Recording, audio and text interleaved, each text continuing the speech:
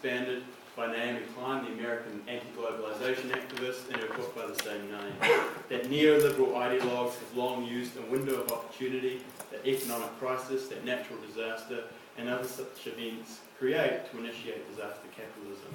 As Naomi Klein says, this is a rapid-fire corporate re-engineering of society, still reeling from shock. It's based on a quote by and a set of ideas by Milton Friedman, the Chicago School economist, that only a crisis, real or perceived, creates real change.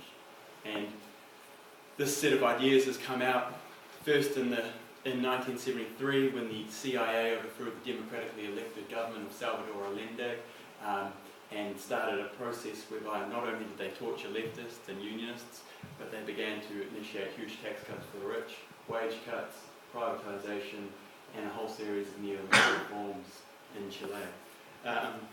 Klein herself looks at the aftermath of Hurricane Katrina in New Orleans, where public housing was destroyed and never rebuilt. In the words of one US Republican congressman, the Hurricane Katrina did to public housing what we had never been able to do via Congress, i.e. wipe it out.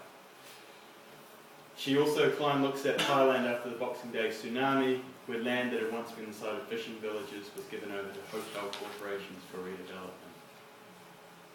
Klein asks whether disaster capitalism has succeeded or failed. To quote one reviewer of her, free market shock therapy may have actually succeeded in achieving its true objectives. Post-invasion Iraq may be a ghoulish dystopia where going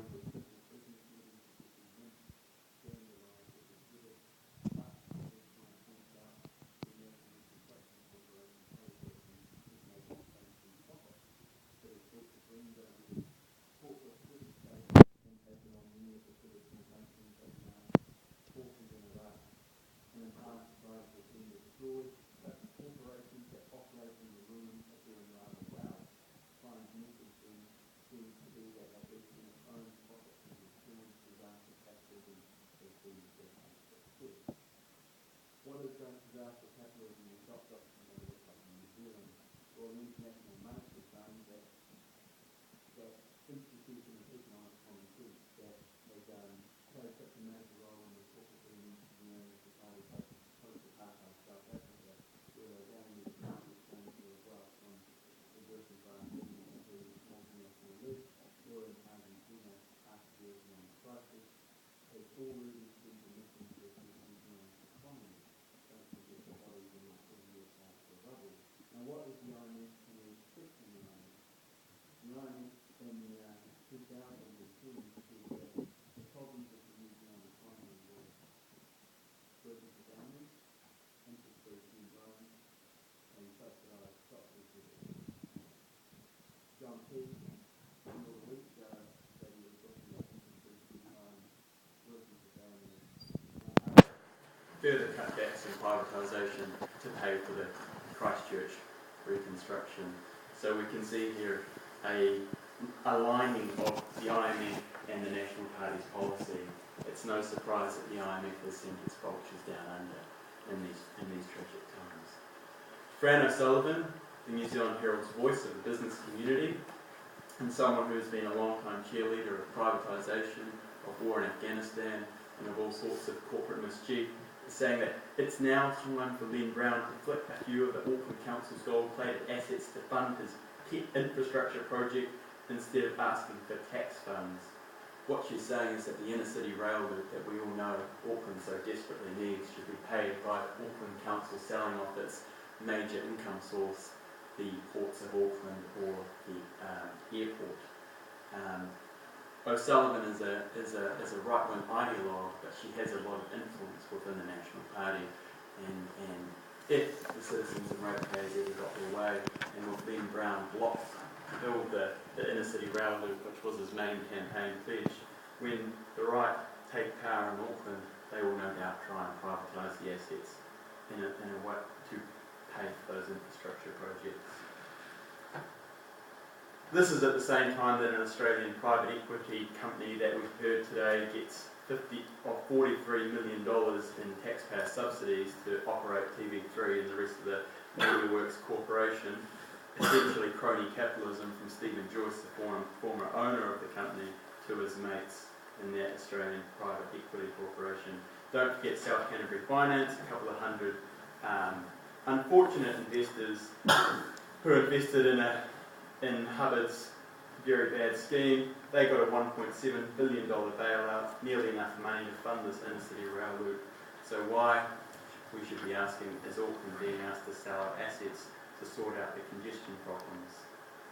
Now, the irrationality of the response to this natural as opposed to a man-made disaster is astounding. That, as Chris Trotter pointed out, if you've lost your job because of the earthquake, you're immediately entitled to receive $500 a week, which is very close to the minimum wage.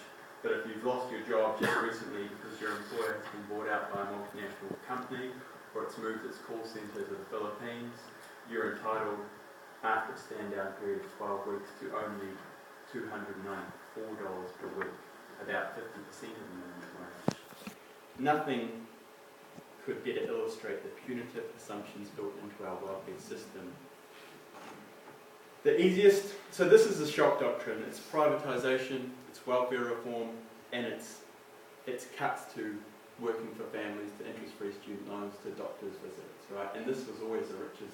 The National Party's intention when they came through with the tax cuts of last year, that they would create a crisis, in which they would borrow $300 million a week to pay for these tax cuts to the wealthiest, 42% of which went to the wealthiest 10% of New Zealanders, and then they would come back in a year's time and say they had an economic crisis and use this as a pretext to claw back some of the reforms of the 2000s Labour government. Don't forget, of course, that the Shock Doctrine has been a key part of New Zealand's history, the most unpopular social and economic reforms of New Zealand's history that came in after 1984. The tax on the unemployment benefit was slashed by about 50%. The tax on unions when the ward system was broken up.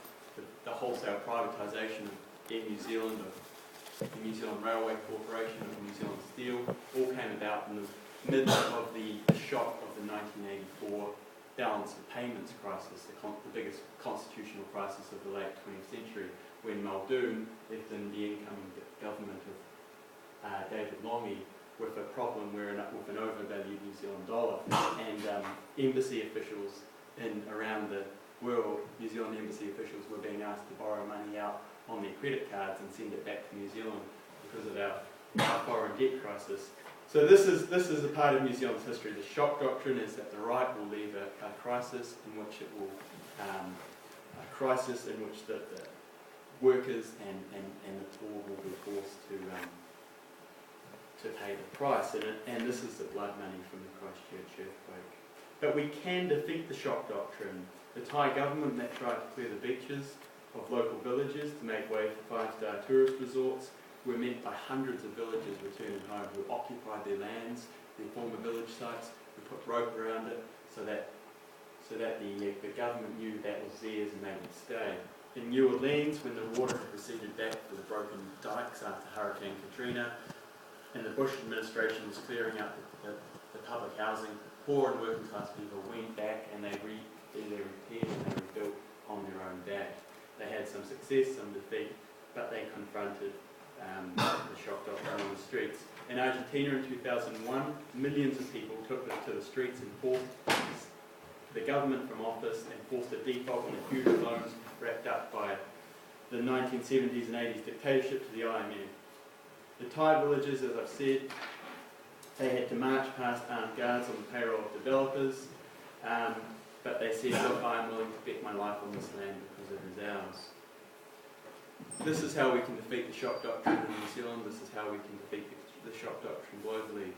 Milton Friedman is right. Crisis, real, perceived, are the major creators of change. But the left and the task for leftists and socialists is that every moment of crisis is a moment to mobilise, to organise, to take action in support of a program that meets the critical needs of the planet and its population.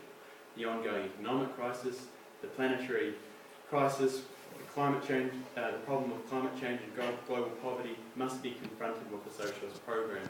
Friedman said that the ideas that get picked up in a time of crisis are the ideas that are lying around at the time.